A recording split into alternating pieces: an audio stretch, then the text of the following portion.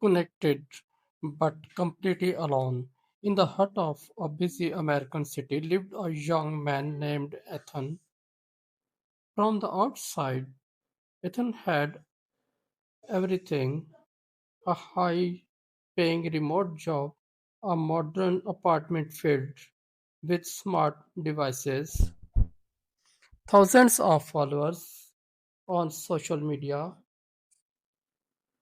and a phone that never stopped buzzing.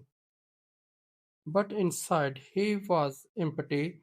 Every morning Ethan woke up not to sunlight, but to notifications, messages, emails, likes, comments.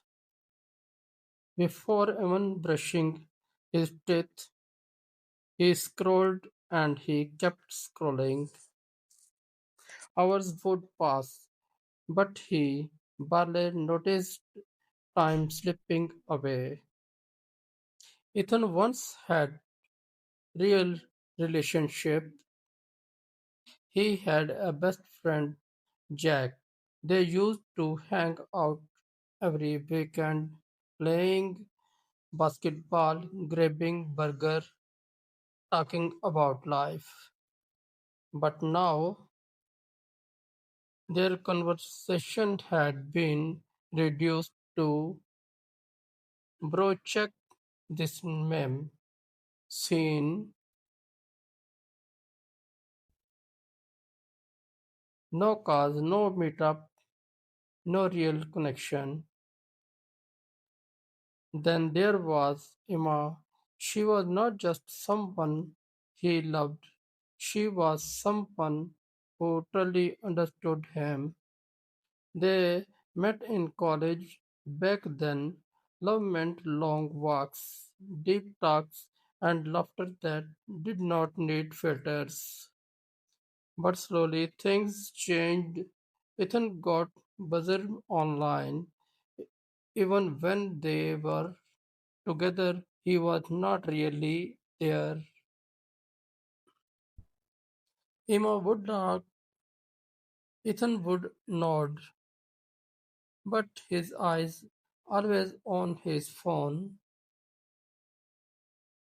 On one night, Emma said quietly, I feel like I am competing with a screen and I am losing. Ethan laughed it off. It's just work, it's nothing serious. But deep down, it was. Days turned into weeks, weeks turned into distance, and distance turned into silence. One evening, Emma sent him a long message, not angry, not dramatic, just honest. I miss the version of you that actually looked at me, not through a screen. That was the last message she ever sent. Ethan did not reply immediately. He was busy replying to comments on his latest post. By the time he opened her message again, it was too late. She was gone. That night, for the first time in years, Ethan felt silence. Not peaceful silence, but heavy, suffocating silence. He opened his apps, thousands of people online, but no one to talk to, no one who really cared. He tried calling Jack. No answer. He scrolled through contacts, so many names, but not a single real connection left. Days later, Ethan decided to step outside. No phone, no headphones, just himself. The world felt different. People were laughing in parks. Friends were talking face to face. Families were sitting together without screens. It felt like a word he had forgotten, or maybe a word he had abandoned. Ethan sat on a bench, and for the first time in a long time, he thought not about content, not about followers, not about notifications, but about people, real moments, real relationships.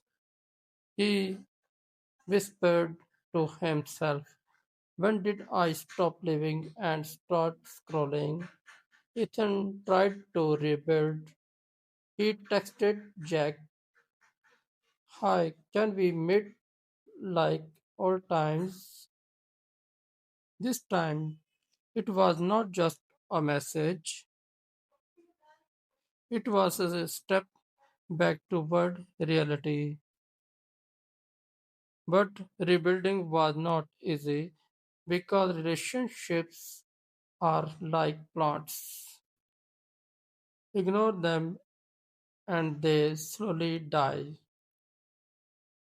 No matter how many digital hurts you receive, they can never replace a real one.